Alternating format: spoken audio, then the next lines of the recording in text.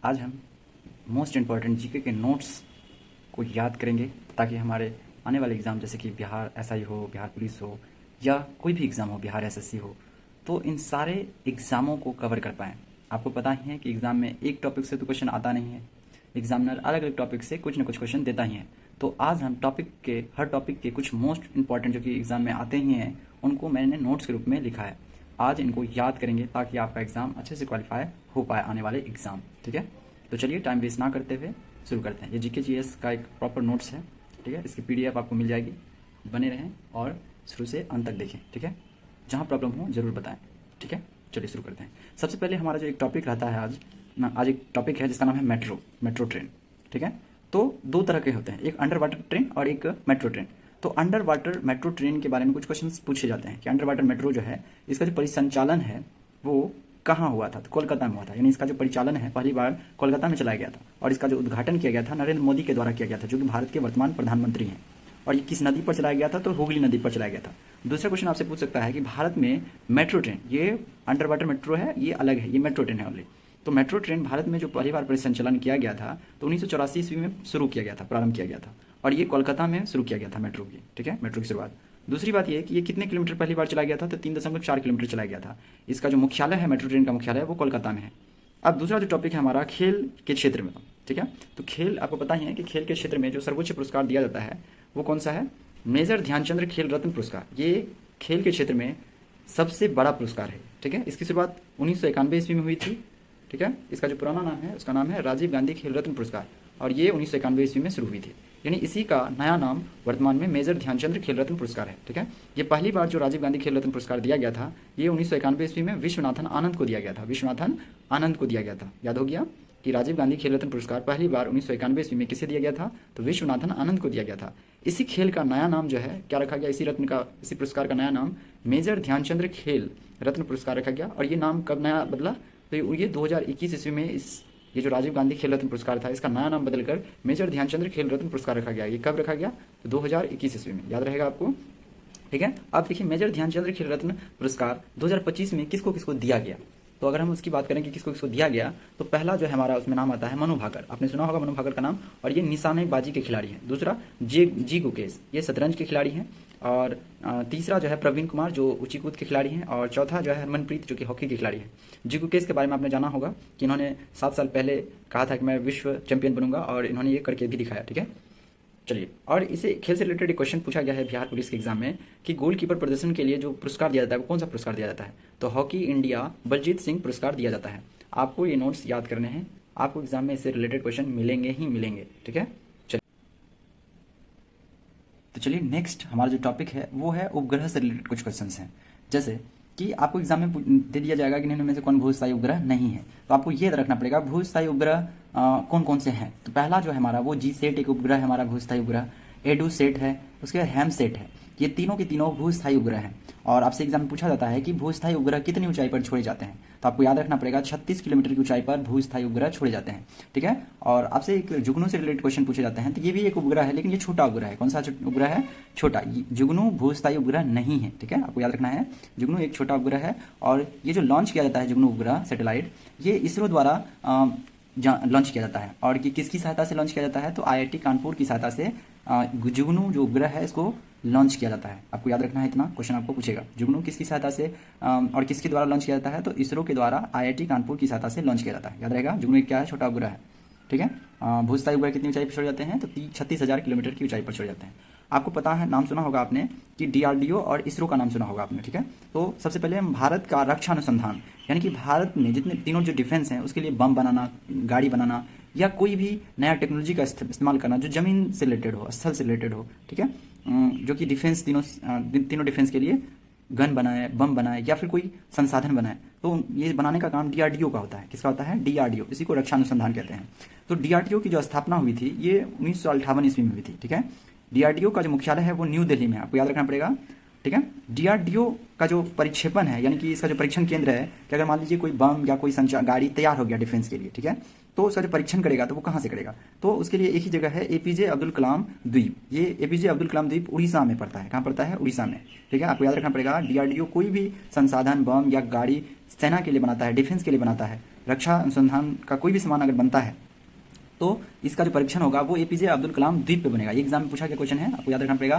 तो डीआरडीओ यानी कि भारत का रक्षा अनुसंधान का जो परीक्षण केंद्र है वो कौन सा है? एपीजे अब्दुल कलाम द्वीप, उड़ीसा।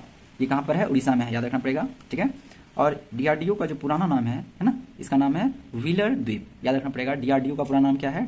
व्हीलर द्वीप। ठीक है, दूसरा, भारत का अंतरिक्ष अनुसंधान, यानी कि अंतरिक्ष से रिलेटेड कोई भी सैटेलाइट हो, कुछ भी हो, एनीथिंग, सूर्य चांद पे पहुंचना हो, रॉकेट बनाना हो, कुछ भी बनाना हो जो अंतरिक्ष से रिलेटेड हो, तो वो सारे अंतरिक्ष से रिलेटेड वायुयान या कुछ भी वो इसरो बनाता है। और इसरो की जो स्थापना हुई थी 15 अगस्त 1969 को हुई थी। आपको याद रखना पड़ेगा कि इसरो की स्थापना 15 अगस्त 1969 को हुई थी। इसका मुख्यालय बेंगलुरु में है।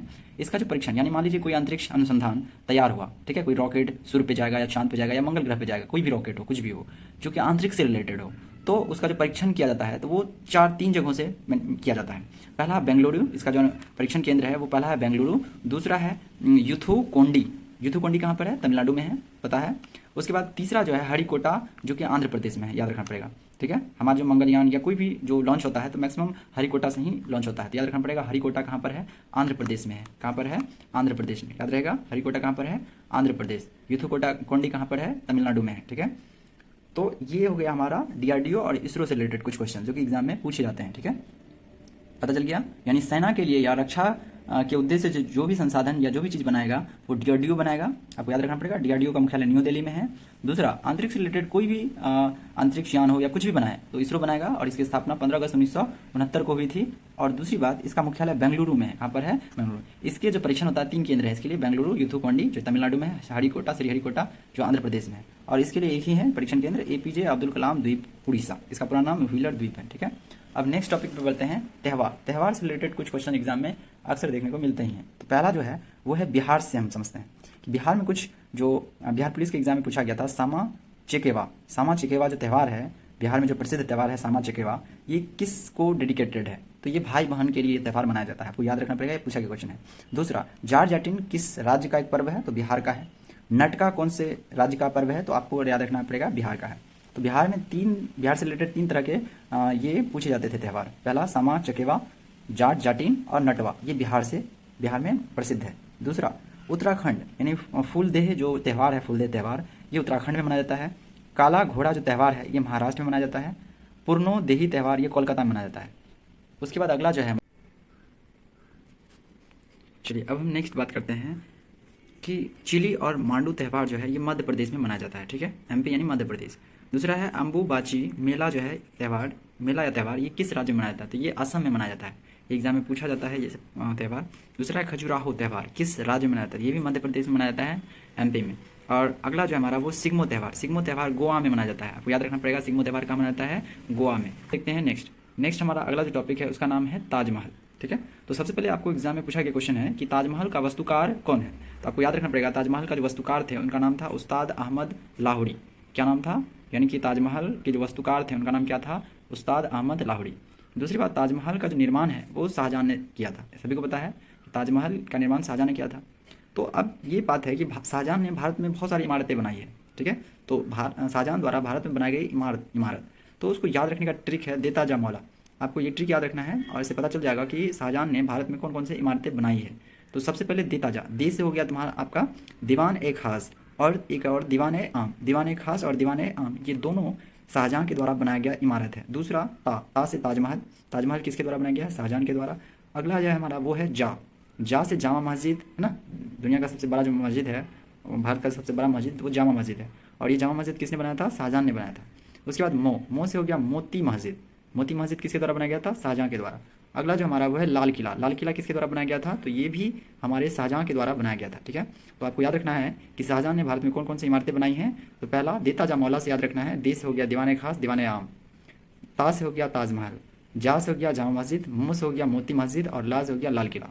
ठीक है, और एक चीज़ एग्जाम में पूछा जाता है कि लाल किला का पुराना नाम क्या था? तो आपको याद रखना पड़ेगा, लाल किला का जो पुराना नाम है वो है किला ए मुबारक। क्या नाम है? किला ए मुबारक।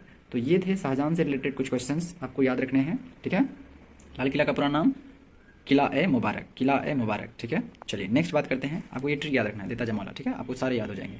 अगला है हमारा कि क्वेश्चन हमारे एग्जाम में पूछा गया था कि बिंबिसार का जो प्रसिद्ध राजवैद्य था उसका नाम क्या था, तो जीवक नाम था। ठीक है, आपने सुना होगा कि हर्यक वंश का जो शासक था उसका नाम बिंबिसार था, मगध का जो शासक था हर्यक वंश का, उनके पास एक वैद्य था इसका नाम था जीवक। ठीक है, तो जब अच्छा ये जो जीवक है कहाँ का था, तो ये राजगृह का था, यानी राजगीर का था। आपको याद रखना है बिंबिसार का जो प्रसिद्ध राजवैद्य था उसका नाम जीवक था और वो कहाँ का था, राजगृह का था। कहाँ का था, राजगृह का था। तो बिंबिसार ने जीवक को कहाँ भेजा था, तो ये अवंती का जो राजा था चंद्र प्रधोत, ये बीमार थे। ठीक है, तो बिंबिसार क्या करता था कि जो आस पड़ोस के राज्य थे, जो कमजोर राज्य था तो युद्ध में जीत लेता था, और कुछ राज्यों को शादी विवाह करके उसे संबंध रिलेशन बना के उस राज्य को अपने अधीन कर लेता था। ठीक है, और जब अवंती का जो राजा था चंद्र प्रधोत बीमार था तो इसने अपने सेवा राजवैद्य जीवक को इसकी सेवा के लिए भेज दिया। ठीक है, और अवंती को भी अपने अधीन, जब राजा ठीक हो गया तो उसको अपने अधीन मिला लिया इस राज्य को। तो याद रखना है कि बिंबिसार ने जीवक को कहाँ भेजा था, तो अवंती के राजा चंद्र प्रधोत के सेवा में भेजा था, और जीवक कहाँ का था, तो राजगृह का था। अब देखिए राजगृह से कुछ क्वेश्चंस एग्जाम में पूछते हैं। 3 नाम है, राजगृह, राजगीर और गिरिब्रज, ये तीनों नाम एक ही हैं। ठीक है, और राजगीर की जो स्थापना हुई थी वो जरासंध ने की थी। किसने की थी, जरासंध नाम का शासक था, और उन्होंने ही राजगीर की स्थापना की थी। इसने पहली जो यही एक ऐसा शासक था जिसने पहली राजधानी राजगृह को बनाया था। ठीक है, आपको याद रखना है जरासंध पहला ऐसा शासक था जिन्होंने राजधानी राजगृह को बनाया था। लेकिन अगर आपसे मगध पूछे तो मगध जो है, मगध की जो राजधानी थी वो राजगृह थी, और मगध पर राज करने वाला जो पहला शासक था उसका नाम था हर्यक वंश। वो किस वंश का था, हर्यक वंश का था, और उस राजा का नाम था बिंबिसार। बिंबिसार पहला शासक था जिन्होंने मगध पर शासन किया था। तो आपको पता हो गया उस टाइम में 16 महाजनपद थे, उनमें सबसे ज़्यादा जो शक्तिशाली महाजनपद था वो मगध था। तो मगध पर पहला शासन हर्यक वंश ने किया था, ये एग्जाम में पूछा गया क्वेश्चन है। और पहले जो शासक थे मगध के वो बिंबिसार थे। इन्होंने मगध की जो पहली राजधानी बनाई थी वो राजगीर को बनाई थी, आपको ये भी याद रखना पड़ेगा। दूसरा क्वेश्चन हमारा वैशाली से रिलेटेड पूछ लेता है कि भारत का पहला गणतंत्र जो बना था वो किस राज्य में बना था, तो वो है वैशाली राज्य में बना था। और ये किसने बनाई थी, तो लिच्छवी द्वारा बनाया गया था। भारत का पहला गणतंत्र राज्य वैशाली किसके द्वारा बनाई गई थी, लिच्छवी के द्वारा। पाटलिपुत्र, इसकी स्थापना उदयन ने की थी। ठीक है, और ये भी मगध का शासक था। अगर हम बात करें तो पाटलिपुत्र, जिसको आज हम पटना के नाम से जानते हैं, इसकी स्थापना उदयन ने की थी। पाटलिपुत्र को पटना में किसने कन्वर्ट किया, बदला, तो शेर शाह सूरी ने। यानी आज हम पटना कहते हैं पाटलिपुत्र को, तो इन्होंने जो कन्वर्ट किया वो किसने किया था, शेर शाह सूरी ने किया गया था। तो चलिए एक टॉपिक है हमारा विधान परिषद, इससे क्वेश्चन एग्जाम में देखने को मिलते ही हैं। ठीक है, तो चलिए शुरू करते हैं। तो सबसे पहले आपसे पूछा जाएगा कि विधान परिषद का सृजन भारत के संविधान के किस अनुच्छेद में है, तो आर्टिकल 169 अनुच्छेद में है। ये जो सृजन है, जो कि आर्टिकल 169 में है, इसमें यह कहा गया है कि किस राज्य में विधान परिषद होगा और किस में नहीं होगा। इस चीज का वर्णन आर्टिकल 169 में दिया गया है, और ये बताता है कि विधान परिषद का सृजन किस राज्य में होगा और किस राज्य में नहीं होगा। फिर इसका पूछता है गठन, कि विधान परिषद का गठन किस आर्टिकल में है, तो ये आर्टिकल 171 में है। याद रखना पड़ेगा कि विधान परिषद का गठन जो है किस अनुच्छेद में है, तो 171 अनुच्छेद में है। और ये वर्तमान में भारत के 6 राज्यों में विधान परिषद है। याद रखना पड़ेगा कि भारत के 6 राज्यों में विधान परिषद है। तो उसको याद रखने का ट्रिक है कुंभ जाट। देखिए कुंभ जाट से हो गया, किस हो गया कर्नाटक में विधान परिषद है। यू से हो गया यूपी यानी उत्तर प्रदेश, जो कि वहाँ पर विधान परिषद है। एम से हो गया महाराष्ट्र में विधान परिषद है। और बी से हो गया बिहार में भी विधान परिषद है। और जे से था जम्मू कश्मीर में पहले था, जो कि हाल ही में इसको हटा दिया गया है, इसलिए जे जो है ना, जे नहीं है वर्तमान में विधान परिषद जम्मू कश्मीर में। ए से हो गया आंध्र प्रदेश और टी से हो गया तेलंगाना। ठीक है, तेलंगाना। तो ये 6 राज्य हैं जहाँ पर वर्तमान में विधान परिषद है। ठीक है, और आपसे एग्जाम में पूछेगा कि विधान परिषद की संरचना या गठन किस आर्टिकल में है, तो आपको बताना है 171 आर्टिकल है, अनुच्छेद 171 में है विधान परिषद की संरचना या गठन। इसकी जो संरचना है विधान परिषद की, वो उसका कुछ संरचना इस स्ट्रक्चर में होता है कि 1/3 + 1/3 + 1/6 + 1/12 + 1/12। तो आपको इसकी संरचना याद रखनी पड़ेगी, संरचना जो आर्टिकल 171 में है ना। तो इसकी संरचना यानी गठन, जो गठन होगा कैसे होगा, तो 1/3 फिर 1/6 1/12 1/12 होगा। तो अगर हमको मान लीजिए विधान परिषद की संख्या निकालनी है, तो विधानसभा में जितना मेंबर होगा उसका 1/3 अगर हम निकाल देंगे तो उससे पता चलेगा कि किस राज्य में विधान परिषद की कितनी संख्या होगी। ठीक है, तो जैसे मान लीजिए इस रूल को समझते हैं। ये रूल ये कहता है कि विधान परिषद की जो सदस्यों की संख्या होगी उसमें 1/3 जो भाग है वो विधानसभा द्वारा तय होगा, यानी विधानसभा द्वारा मनोनीत होगा या निर्वाचित होगा 1/3। 1/3 स्थानीय निकाय डिसाइड करेगी, 1/3 ही। 1/6 राज्यपाल डिसीजन लेगा सदस्य बनने के लिए। 1/12 शिक्षक द्वारा होगा, और 1/12 स्नातक जो ग्रेजुएट लोग हैं वो डिसाइड करेंगे कि विधान परिषद में सदस्य किसको दें, ठीक है। फिर अगला हमारा कि राज्य की विधानसभा की सदस्य की संख्या 1/3 से अधिक नहीं होगा। ये आपको याद रखना है, एग्जाम में पूछा गया क्वेश्चन है कि भारत के संविधान में राज्य की विधानसभा की सदस्यों की संख्या कितनी है या कौन सा कथन नहीं है। आपको याद रखना है 1/3 से अधिक नहीं होना चाहिए, यानी विधानसभा में जितने भी सदस्य हैं उसकी संख्या का 1/3 से अधिक नहीं होना चाहिए, उसकी सदस्य की संख्या 1/3 होनी चाहिए, ठीक है। क्लियर है, विधान परिषद से सारे क्वेश्चन क्लियर हो जाएंगे। आपको बताना है सृजन आर्टिकल 169 ये डिसाइड करता है कि किस राज्य में होगा किस राज्य में नहीं होगा। गठन आर्टिकल 171 भारत के 6 राज्यों में है, कर्नाटक, यूपी, महाराष्ट्र, बिहार, आंध्र प्रदेश और तेलंगाना। हाल ही में किस राज्य को हटाया गया है, किस राज्य से विधान परिषद हटाया गया है, तो जम्मू कश्मीर से। विधान परिषद की संरचना आर्टिकल 171 में है, इसकी संरचना क्या है, 1/3, 1/3, 1/6, 1/12, 1/12, ठीक है। और इसमें 1/3 जो है विधानसभा द्वारा डिसाइड होता है, 1/3 स्थानीय निकाय चुनते हैं, 1/6 राज्यपाल चुनते हैं, 1/12 शिक्षक चुनते हैं और 1/12 स्नातक चुनते हैं। तो उसकी संख्या निकालने के लिए विधानसभा का 1/3 हिस्सा इसे डिवाइड कर लेते हैं। मान लेते हैं कि विधानसभा में 100 मेंबर हैं, ठीक है। तो विधान परिषद में कितने मेंबर होंगे, तो उसका 1/3 यानी कि 33 पॉइंट समथिंग होगा, ठीक है, याद रख लीजिएगा। आपसे ये क्वेश्चन पूछा गया है कि आपको याद रखना पड़ेगा कथन कि राज्य की विधानसभा की संख्या सदस्यों की संख्या 1/3 से अधिक नहीं होनी चाहिए, ठीक है।